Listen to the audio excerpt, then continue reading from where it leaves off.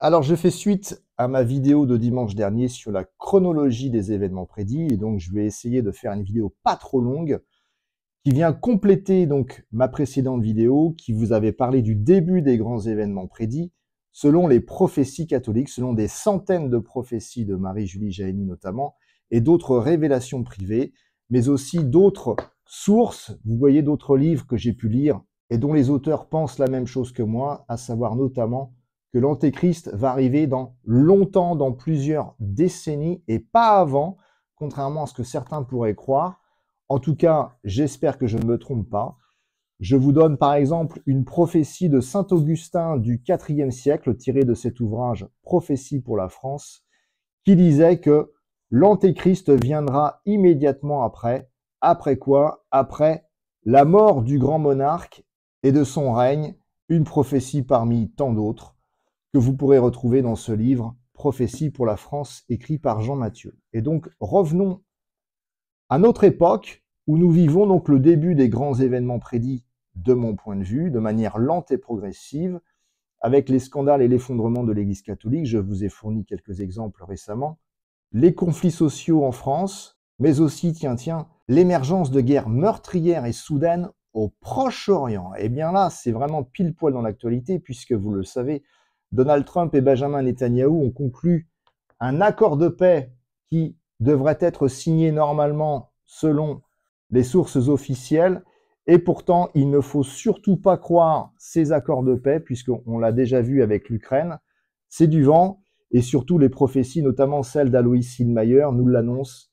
Quand tout le monde dira paix, shalom, alors la guerre viendra de l'Est. Dans un contexte de nouvelle guerre au Moyen-Orient, avec de grandes flottes qui s'affrontent en Méditerranée. Tout appelle à la paix, shalom, et c'est là que ça se passe, c'est-à-dire c'est là que la guerre arrive.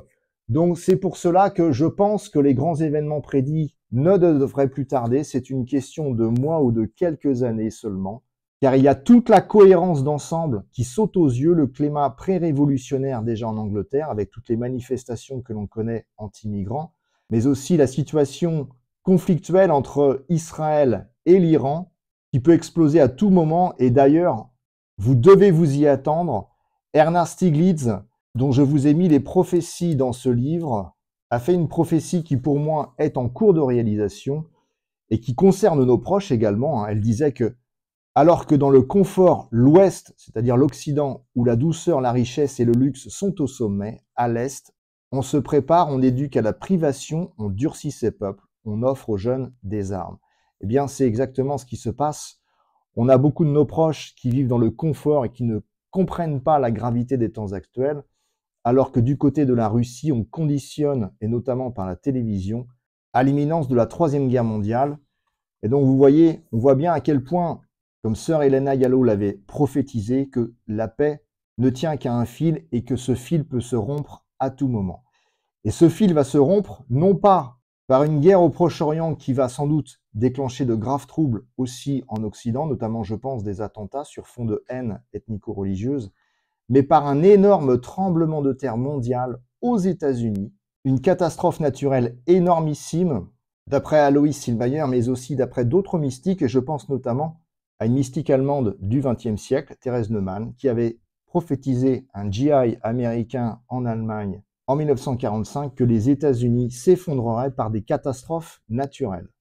Et donc ce tremblement de terre mondial peut arriver à tout moment, et c'est lui qui va engendrer aussitôt la chute de l'économie mondiale par un crash boursier planétaire, biblique, énormissime, 1000 fois pire sans doute que 1929, puisqu'il va entraîner la faillite des banques, la ruine des épargnants, et quasiment aussitôt des émeutes, puis des révolutions violentes dans les nombreux pays d'Europe de l'Ouest, Italie, France, Allemagne, Angleterre, Espagne, alors que vous voyez, il y a déjà ce climat d'émeute pré-insurrectionnel, et j'en parle de temps en temps dans mes vidéos. Tout cela aboutira très vite à une révolution et l'instauration d'une dictature, que tout ceci va durer très peu de temps, que tout va s'enchaîner très vite, une question de quelques semaines, et que c'est durant cette révolution dans les principaux pays d'Europe de l'Ouest que la Russie, voyant que nous n'avons plus les capacités de nous défendre, va nous attaquer par surprise, la nuit, durant un week-end, dans un week-end d'été, dans une nuit d'un vendredi à un samedi, suite à une énième conférence de paix bidon, au cours de laquelle il y aura l'assassinat d'un grand dirigeant politique, a priori le président américain de cette époque-là. Alors, cette invasion russe va arriver et malheureusement, elle va être secondée par une invasion islamique par le sud de la France. Et ce sera donc la Troisième Guerre mondiale avec utilisation d'armes nucléaires et chimiques et bactériologiques, malheureusement, d'après d'autres prophéties d'Alois Hillmeyer et d'après aussi la description des révélations privées du 19e siècle, notamment Marie-Julie Jahenny, qui a décrit les effets de la radioactivité à Paris, notamment à l'endroit de l'Assemblée nationale, où les lois antichrétiennes sont votées, donc ce sera une punition divine. Durant ces événements, le pape devrait fuir de Rome pour aller vers la Suisse puis l'Allemagne, sacrer le futur roi de France, je vais y revenir. Et donc attendez-vous à la destruction de Paris, mais aussi conséquence de l'utilisation de toutes ces armes à des terres agricoles dévastées et incultivables pendant 2 à 3 années, d'après Marie-Julie Jahenny. Et c'est au cours de l'invasion, quand les Russes seront sur une grande partie du territoire européen, que le grand monarque, ce fameux futur roi de France annoncé par des milliers de prophéties, donc là vous en avez déjà quelques centaines à l'intérieur, devrait arriver pour nous libérer. Et donc les 3 jours des ténèbres devraient se produire à la fin de cette guerre qui devrait durer peu de temps. Alois Hillmeyer, dans son livre Claudine Landil, nous parle de toutes les prophéties de Alois Hillmeyer. Je vous fais vite un topo. Il pense que la Troisième Guerre mondiale devrait durer environ 3 à 4 mois, pas plus. Donc c'est pour cela qu'il faut tenir pendant ces événements, ne pas sortir de chez soi, rester chez soi à prier en attendant que les combats cessent. Et donc, il y aurait les 3 jours de ténèbres qui mettraient vraiment à mal l'envahisseur, et puis la libération de la France commencerait par ce futur grand monarque à la tête d'une armée chrétienne, et il dégommerait les Russes, d'abord en France, du côté de Lyon, dans la plaine de Saint-Fond. Puis les Russes, d'après Marie-Julie Jahenny, fuiraient par Pontarlier pour retourner en Allemagne, où ils se feraient dégommer pour de bon, du côté de Cologne.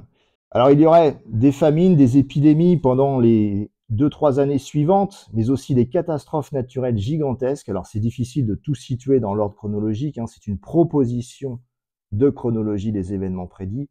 Et je pense notamment au tsunami qui doit ravager les côtes du Nord, en France, en Belgique, en Allemagne, au Danemark, mais aussi le sud de l'Angleterre, provoqué a priori par une bombe atomique sous-marine russe, d'après les prophéties d'Alois Hillmeyer.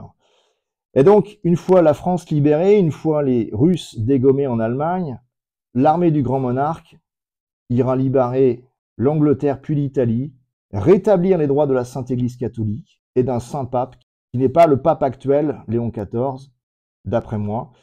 Puis il y aurait la libération de tous les territoires occupés par l'envahisseur islamique, notamment sur l'Europe du Sud, donc l'Italie notamment. Ce grand monarque sera invincible, il détruira tout sur son passage avec son armée, et il ira jusqu'en Turquie, jusqu'à Jérusalem, et à la suite de la victoire finale de cette armée du grand monarque, il y aura une longue paix universelle et merveilleuse d'environ 25 ans, selon Mélanie Calva, une âme très fiable, et la France redeviendrait la fille aînée de l'Église catholique et réévangéliserait le monde entier.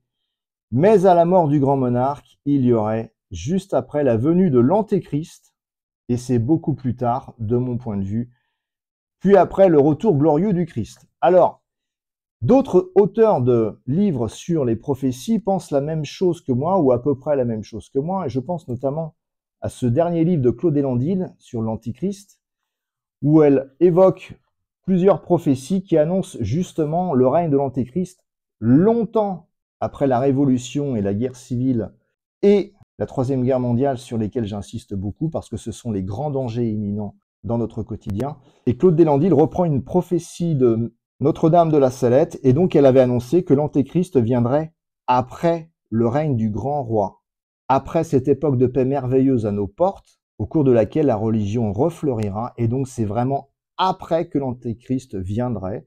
Alors bien sûr, je peux me tromper, Claude Deslandil peut se tromper, mais Saint-Augustin peut aussi se tromper, mais c'est qu'on est beaucoup à penser la même chose.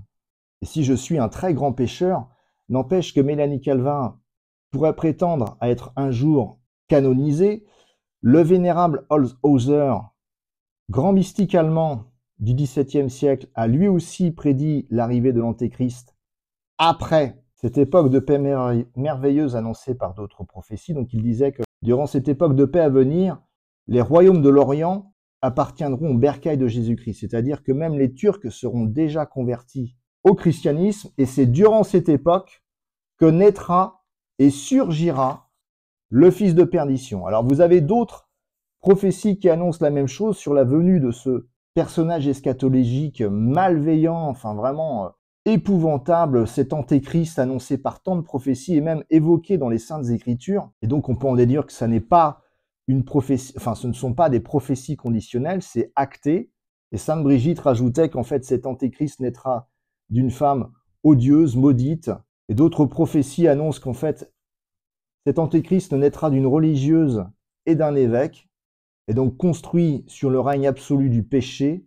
Et même un prêtre, donc l'abbé Hudson, il parlait du règne de ce futur grand monarque, roi des Francs, qu'il irait à Jérusalem, qu'il régnerait, et après son règne, je cite, sur le champ, on dit que l'Antéchrist viendra. Alors il y en a plein d'autres prophéties qui annoncent à peu près la même chose. J'essaierai de vous refaire une vidéo sur ce fameux personnage de l'Antéchrist. Et permettez-moi aussi de vous présenter ce livre, pareil, paru aux éditions ESIAC, Le Repentir mondial, écrit par Jean Stigler, qui a lui aussi proposé une chronologie des événements prédits. Et pour Jean Stigler, donc tout va commencer par un chaos économique, un crash qui va déclencher une faillite monétaire, la faillite des banques, la ruine des épargnants, sur fond d'attentats politiques en cette époque qui vont créer de la confusion, des troubles importants, notamment la mort d'un grand personnage a priori de l'État français, ce qui va provoquer la ruine générale, la faillite de nombreuses familles d'après Marie-Julie Jahenny, des troubles sociaux, donc effectivement des troubles révolutionnaires en France mais aussi partout ailleurs. Et donc il faut s'attendre malheureusement dans cette époque très trouble à des incendies, des attentats aussi, également prophétisés par Marie-Julie Jahenny. Il faudra fuir Paris bien évidemment avant tout ce chaos annoncé. Et c'est au cours de cette révolution, un été, où il y aura donc l'attaque nucléaire russe. Alors Paris sera détruit par le feu nucléaire, mais aussi par la révolution juste avant.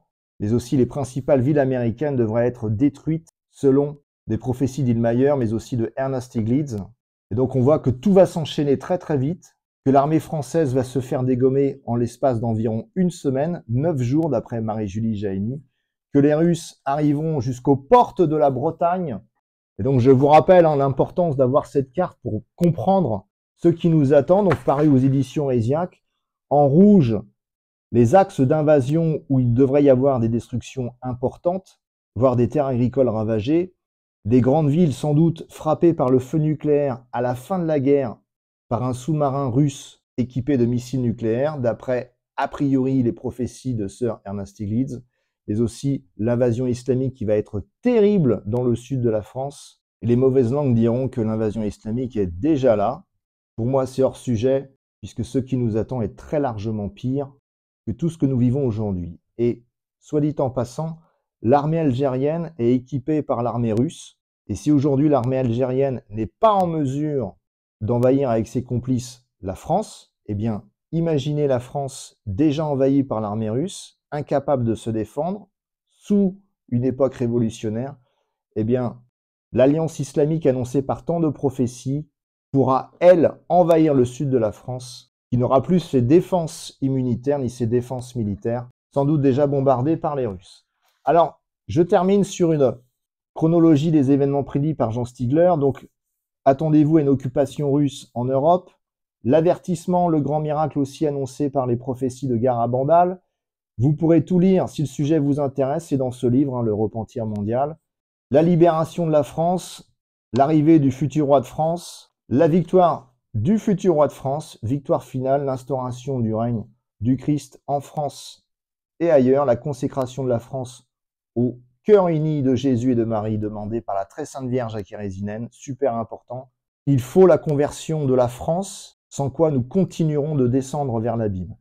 Et donc vous voyez, il y a encore d'autres étapes annoncées par Jean Stigler, et c'est longtemps après où lui aussi parle de l'arrivée de l'Antéchrist, peu de temps après l'époque de paix annoncée par les prophéties sous le règne de ce grand pape et de ce grand roi de France annoncé par des centaines de prophéties, notamment que vous retrouverez dans ce livre. Et donc pour conclure, si vous avez compris l'urgence de vous préparer, je vous rappelle mon livre « Comment survivre au chaos ». Lisez-le vite et surtout appliquez mes conseils vite. Comme à Louis Silmayer, je redoute une guerre au Proche-Orient qui va éclater subitement, qui va faire exploser le baril de pétrole et qui va détruire l'économie occidentale. Préparez-vous avant qu'il ne soit trop tard.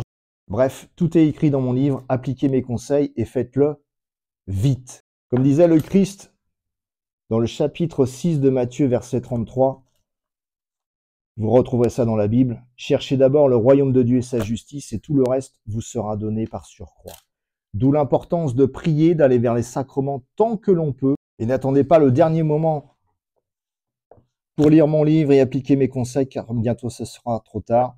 Je vous rappelle la parabole des vierges folles dans le chapitre 25 de Matthieu aussi.